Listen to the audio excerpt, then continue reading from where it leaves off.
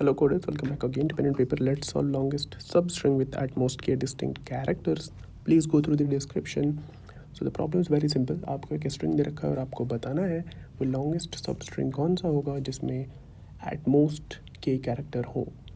k से कम भी हो सकते हैं but at most k हो सकते हैं, उससे ज़्यादा नहीं हो सकते. How will we solve it? तो simply आप कैसे कर सकते हैं? Get all the substring, get all sub str निकाल लो, चेक करो हर एक सब स्ट्रिंग में कि हमारा जो कंडीशन है वो ट्रू है कि नहीं. एंड जिसमें जिसमें भी कंडीशन ट्रू है, जो सबसे लॉन्गेस्ट लेंथ होगा दैट इज़ आवर आंसर.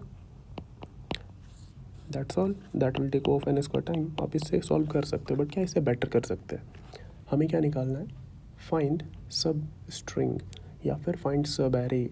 तो हमने इस टाइप के प्रॉब्लम ऑलरेडी काफ़ी कर रखे हैं जो कि हम 2 पॉइंट से सॉल्व करते हैं. आई होप कि आप सब कुछ देखते हुए यहाँ तक पहुँचे हो बिना किसी वीडियो को मिस करे हुए. That is important. So let's try to solve it using 2-pointer algorithm. So basic example एक ले लेते हैं कि हमें सब स्ट्रिंग निकालना है जिसमें कि एट मोस्ट के कैरेक्टर हो. तो हमारा कंडीशन क्या है? कंडीशन इज कि यूनिक कैरेक्टर जो होंगे वो लेस देन इक्वल टू 2 होने चाहिए. This is our condition. How will you solve it such problem? हम एल आर पॉइंटर मेंटेन करते हैं. आर को तब तक इंक्रीमेंट करते जाते हैं जब तक मेरा कंडीशन ट्रू हो रहा है. तो आर इंक्रीमेंट होते होते यहाँ तक आ जाएगा. एंड अभी देखो, अब जैसे आर को मैं 1 से और इंक्रीमेंट करूँगा मेरा कंडीशन फॉल्स हो जाएगा क्योंकि एल और आर के बीच में 3 unique character that is A B and C. तो उसके बाद क्या करेंगे? हम एल को मूव करेंगे.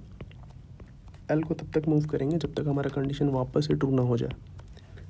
हम ऐसे सॉल्व करते हैं इस पैटर्न की प्रॉब्लम को. एंड अगेन जैसे हमारा कंडीशन ट्रू हो जाएगा अगेन आर को इंक्रीमेंट करना स्टार्ट करेंगे. Right, this is how we solve it.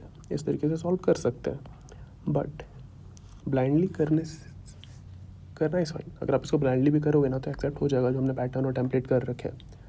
But हमेशा खुद से क्वेश्चंस पूछो कि क्या जब मैं अपने 2 पॉइंटर को मूव कर रहा हूँ, और ये हर एक प्रॉब्लम में आपको सोचना है, सिर्फ इसमें नहीं, जितने भी 2 पॉइंटर का प्रॉब्लम करो आपको ये क्वेश्चन हमेशा खुद से पूछना है, तभी आप प्रॉब्लम पे कॉन्फिडेंस ला पाओगे. सो सिंपल क्वेश्चन पूछो कि क्या जिस तरीके से मैं अपने लेफ़्ट राइट पॉइंटर को मूव कर रहा हूँ, क्या ऐसा हो सकता है कि मैं किसी एक सब स्ट्रिंग को छोड़ दूँ जो मेरा कंडीशन सेटिस्फाई कर रहा है. देख लेते हैं. मेरा एल यहाँ था और आर भी इनिशियलाइज यहाँ से किया था. आर को इंक्रीमेंट करते करते आर कहाँ तक आ जाएगा? समथिंग यहाँ. राइट. तो मैंने यहाँ से स्टार्ट होने वाले सारे सब स्ट्रिंग को तो चेक किया, सबको चेक कर लिया. राइट, सबको चेक किया. बट क्या ऐसे उसके बाद मैं क्या कर रहा हूँ? ये तो किया, एल यहाँ पे था और आर यहाँ पे आया. अब यहाँ पे मेरा कंडीशन गलत हो गया. अब मैं एल को इंक्रीमेंट करके यहाँ पे ला दिया. बट क्या कभी ऐसा हुआ कि मैं इस सब स्ट्रिंग के लिए कंडीशन चेक किया या फिर इस सब स्ट्रिंग के लिए कंडीशन चेक किया? नहीं, ऐसा कभी हुआ ही नहीं, क्योंकि मैंने एल को इंक्रीमेंट करते करते सीधे यहाँ पे लाया. उसके बाद आर को मैं इंक्रीमेंट किया हूँ. जब आर यहाँ पहुँचा देन मैं एल को इंक्रीमेंट किया. तो मैंने न इसको चेक किया, न इसको चेक किया, न इसको चेक किया. राइट, ये मिस कर रहे हैं हम. जिस तरीके से हमारा पॉइंटर मूव हो रहा है हम इन सारे सब स्ट्रिंग को मिस कर दे रहा हूँ. तो क्या हमारा सोल्यूशन गलत होगा, सही होगा? So this is the important here कि मिस हो रहा है ठीक है, बट क्या वो हमारा आंसर हो सकता है? अगर मेरे पास एक ऐसा सब स्ट्रिंग मिला जो यहाँ से स्टार्ट होकर एंड तक जा रहा है, तो क्या उसके मिडिल में जितने भी सब स्ट्रिंग है क्या वो आंसर हो सकते हैं? नहीं. दैट्स द रीज़न कि हम जो इनके मिस होने के बाद भी हमारा आंसर सही आएगा. ये मैं क्यों बता रहा हूँ? क्योंकि हमारा जो यूनिक कैरेक्टर काउंट है लेस देन इक्वल टू 2 है.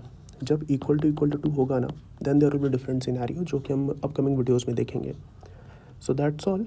हमेशा ध्यान रखो जो मैंने अभी बोला कि क्या पूछना है आपको. ऑलवेज. Let's implement now. तो प्रॉब्लम हम कौन सा सॉल्व करेंगे? This is available on coding Ninja. Simple Gmail से लॉगिन करके आप यहाँ पे भी प्रैक्टिस कर सकते हो. सिंपली हम एल एक रिज़ल्ट मेंटेन करेंगे 0, एक फ्रीक्वेंसी एरे बना लेते हैं 26 लेंथ का. इसको भी इनिशियलाइज कर लेते हैं 0 से. And and then simply R को हम इंक्रीमेंट करेंगे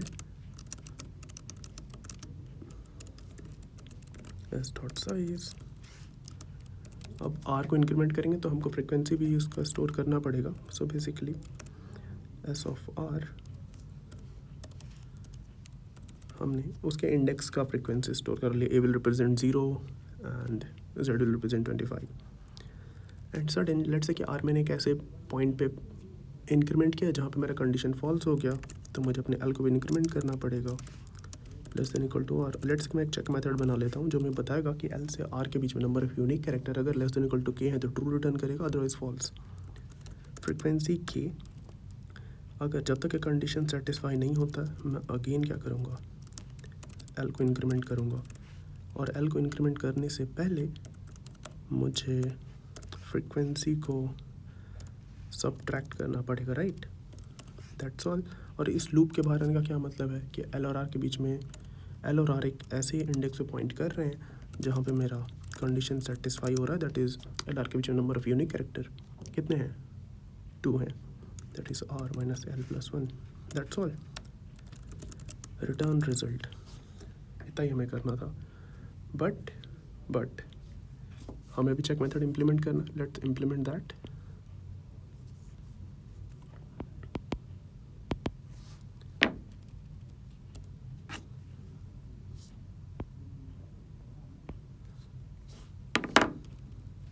एक बूलियन मेथड बना लेते हैं, बूलियन चेक, जो कि फ्रीक्वेंसी एंड इंट के।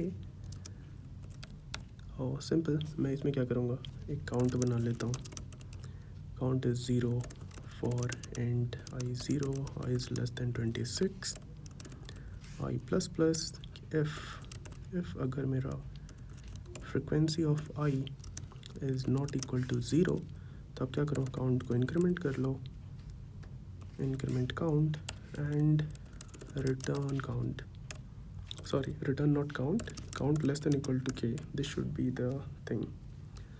So let's try to run if it works. Okay, test case सारे रन हो गए, सबमिट करते हैं, होपफुली ये एक्सेप्ट हो गया। सो परफेक्ट, ये कोड हमारा एक्सेप्ट हो चुका है। So that's all in this video. Let's meet in the next video जहाँ पे हम डिफरेंस देखेंगे कि एट मोस्ट और इक्वल टू के में क्या क्या डिफरेंस है और कैसे इस टाइप का प्रॉब्लम को हम सॉल्व कर सकते हैं। So take care, bye bye, give a thumbs up and do subscribe to this channel.